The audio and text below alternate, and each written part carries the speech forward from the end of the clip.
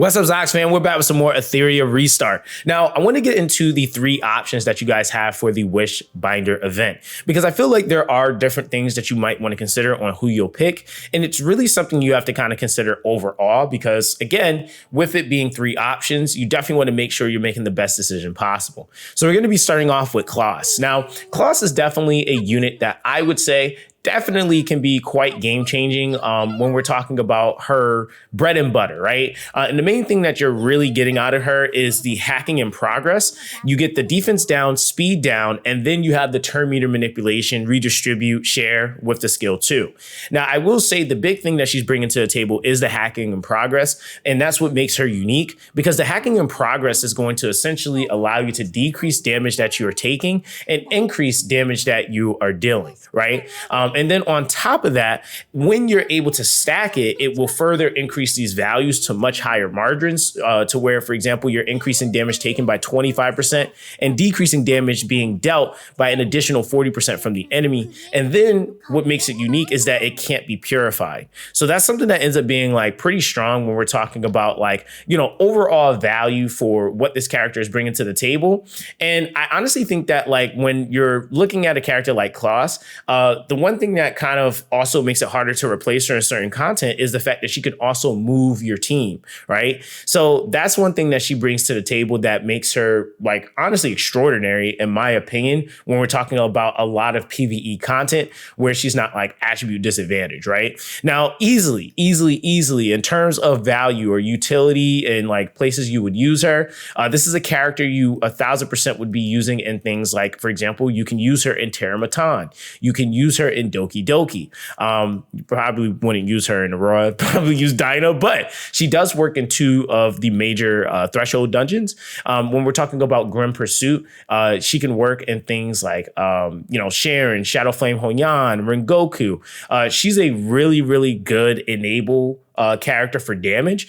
And again, like I said, because she also has the ability to move your entire party, it's something that allows you to really manage like some of these fights really well, because like, say, for example, but like Shadow Flame Hoyan, Rengoku, they come with like 2 ads on the side. She can manipulate those, right? So, as long as you're respecting the gimmicks, she adds a ton of value. And then when you're also looking at other content, like, for example, Ethernet Rally or Ember Track or Anasync Echoes, she's a really good wave clearing unit to help you with scaling your AoEs, again, making you get more turns, etc. So I think that like when we're talking about PvE, Klaus's value is pretty high in terms of areas you can use her. Now, unfortunately, and that's one thing I do want to talk about too. When we're talking about like usage in PvP, because that might be a option or a thought process for some of you guys. Not the highest, to be honest, right? I think she definitely is leaning more so towards the PvE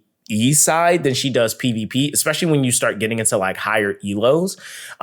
So that's just kind of like that. Again, does she offer value there? Yeah, she absolutely can do it. But I definitely think that once you start getting like much more competitive, I think some of these other options start to kind of come to the forefront. And this is where we are going to shift into Sukiomi. Okay. Now, Sukiomi is actually, I would argue, pretty close in PvE utility to Klaus. Now, they do 2 different things, but I will say for what Sukiomi is bringing to the table, she is bringing a ability that is going to allow you to increase your target ally turn meter by 100%, and this is, of course, at max. And then her own turn meter by 35%. She grants an attack up and a speed up buff. And then on top of that, she also has the ability to AoE, AoE silence.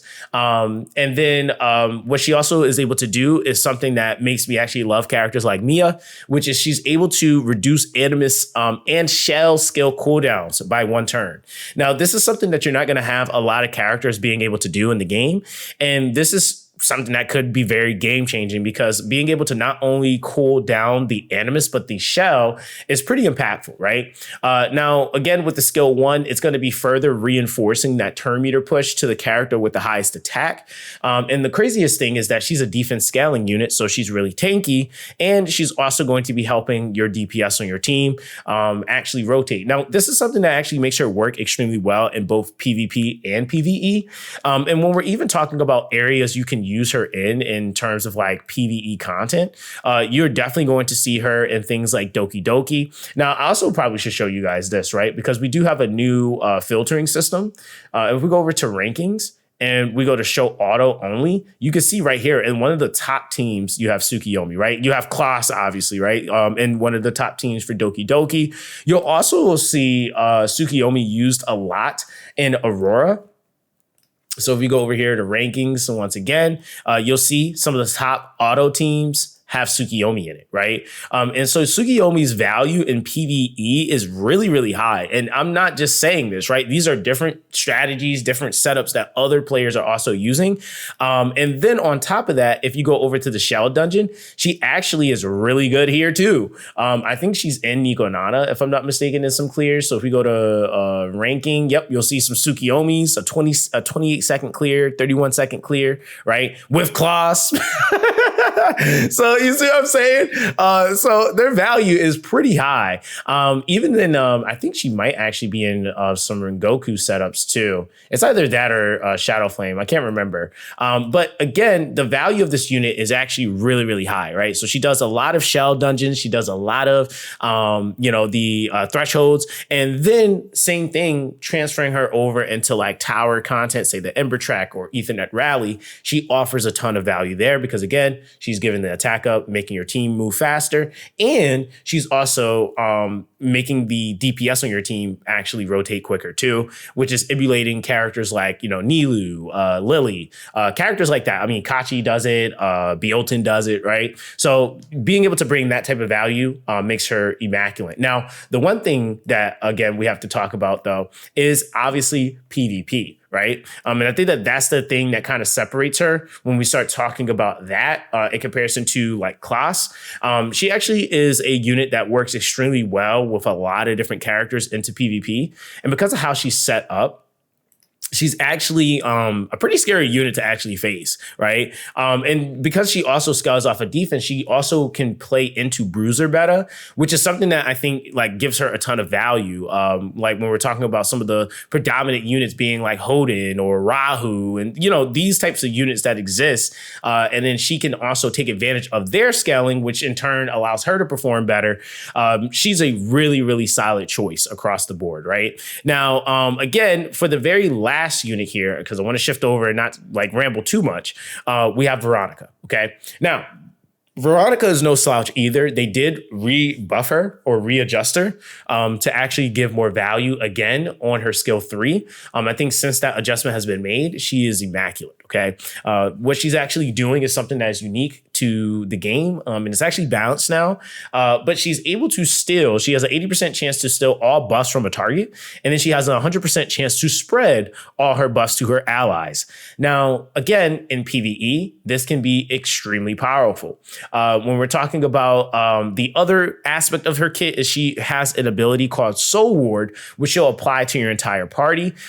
This is basically the AoE version of what Veronica does, or what the AoE version of what Hoyan does for herself, right? So it's basically a death prevention mechanic. So HP will not fall below 1 point, and this effect's duration cannot be extended, right? Now, the thing is that she also is able to grant shield based off her HP to all her allies, and then the skill 1 will allow her to actually inflict a attack break, which is pretty huge. And then when she is attacked, she will increase her turn meter by 35%, and it can be triggered 1 time per turn. So this is actually a character that has some value in PvE, but she's definitely a PvP unit that is really, really, really strong. I would even argue in the current setup right now, like she's definitely really, really nice to have. Now, if we're looking at like content that she can actually clear, and just some of the notable things. Now, the thing is that, like, again, her whole gimmick is death prevention, right? So if we go over to modules, she can do Terramatan, right? I would actually argue she's on some of the better clears for Terramatan. Like right here, you'll see Veronica, right? Veronica is definitely a really, really strong unit in things like Terramatan. She's also one of your only other alternatives for buff strip open, right? And that's something that actually makes her extremely valuable, because if it's not Hoden, if it's not Viper, if it's not Heinrich, then she's the only other option, right? So she's definitely a really, really good option. She also can do Aurora as well, right? So that's the thing that she also brings to the table too. Probably not on the faster spectrum for clears, but she is able to actually do it, right? So right with Sukiomi, she basically is able to do, and that's one of the things I would say, at least as far as the PvE value of these characters, they kind of alternate in between the respective dungeons on which ones they can actually do, but she can technically be utilized for that buff strip, right? And of course, like I said, with the Soul Ward definitely can help with the sustain and keep your team alive. And then, of course, making sure that you're taking advantage of like the shield, the attack rate, which is really strong as well. Now, I will say that she will typically shine, especially at this point for a lot of players in PvP, right? Like her PvP value is actually really, really good. And when we're even just talking about like, not just the current meta, but just in general, what she's doing.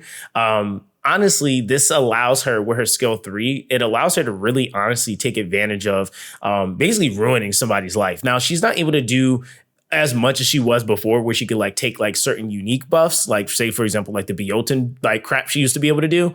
But this is still a really, really good skill that can allow you to be able to flip the or turn the tide of a fight. Because if you take like a really important buff or really strong buff away from a character and then you use it against them, that could be completely game changing when you're fighting. Now, again, when we're actually looking at all of these units and what they're bringing to the table, I feel like the biggest thing that you have to consider is also investment, right? I feel like their investment is also not that bad either. I feel like they're all kind of are relatively close to each other in terms of investment. I think Klaus might have the lightest investment in general, but I really will say that if I had to give you guys three, my choices and who I would pick in chronological order, I would definitely say if we're looking at PvE, my top choices would definitely be between Klaus and probably Sukiomi. Right now, I will say like it all kind of depends on whether or not you have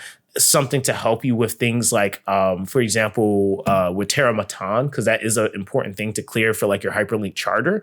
But I will say like Sukiomi's value is really, really high and Klaus's value is really, really high for PvE. I would argue that they're just collectively in more things, and Klaus definitely having more utility in most things. I definitely would say it would be Klaus, Sukiomi, and then Veronica in that note. Now, if we're looking at PvP, I think that would actually shift for me. It would actually be Sukiomi, Veronica, and then it'll be Klaus. So I think it just all depends, relatively speaking, on what it is exactly that you're trying to focus on. I think that there really isn't a wrong choice per se, just because all these units are really, really good and they all can do respectively so PvE. I just think that, again, it depends on what other options you have in your account. Team building is also really important. But the thing is that like with characters like Sukiomi, with characters like Klaus, they build really well into most PvE teams. I mean, I would even argue like same thing with Veronica, like she can be used, or like the other characters, Veronica can be used in like Ethernet Rally. You can use her in, Ember Track. Like she's not a bad unit. Like she definitely has a lot of value and a lot of good support qualities that you really want, right? So yeah, this is definitely a pretty nasty lineup, but that would be basically my choices. I think that, like I said, all three of these units are pretty valuable in their own respective way. But I think that, again, if we're just talking about like ease of access into a lot of content, if it's PvE, it'd be Klaus, Sukiomi, and then Veronica for me personally. And if it's PvP, it'd be Sukiomi, Veronica, and then Klaus. So yeah, guys, that's basically going to be that for me. Let me know what you guys think. If you think differently, if your options or your picks are chronologically different, let me know in the comment section down below. But that's going to be that with this one, guys. Hope that this was able to give you some insight and help you out. Everyone, stay blessed, and I'll catch you guys in the next one.